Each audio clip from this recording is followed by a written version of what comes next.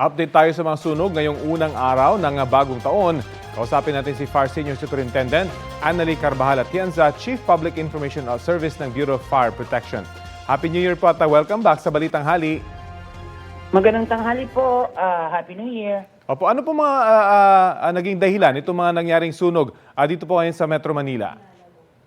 Ayon po sa data natin, ang nakikita natin dito ay electrical ignition pa rin po. At may pareho po yung apat. The rest po ay still ina-identify pa po ang cause.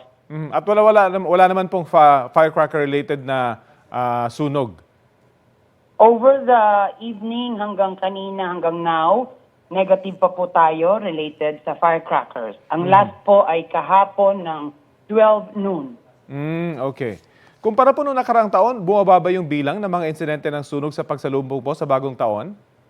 Yes po, meron po tayong 35 noong 2024 at 43 noong 2023.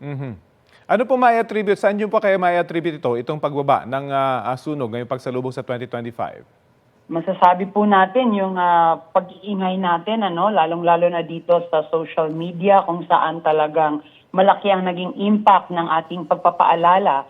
At ganoon na rin po yung collaboration with the local government unit and yung participation ng community mismo. So masasabi natin at some point, tumaas na ang kanilang kaalaman at nagiging lesson na po talaga yung mga hindi magandang nangyari sa mga iba nating kababayan. Pero syempre, kulang pa rin po. So may room for improvement pa rin po for next year.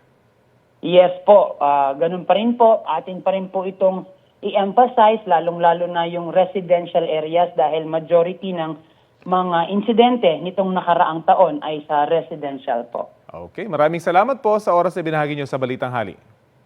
Thank you po. Happy New Year. Ingat po tayong lahat. Sa agarang responde po, dial lang po 911. Thank you. Si FAR Senior Superintendent Annalie Carbajal Atienza ng BFP.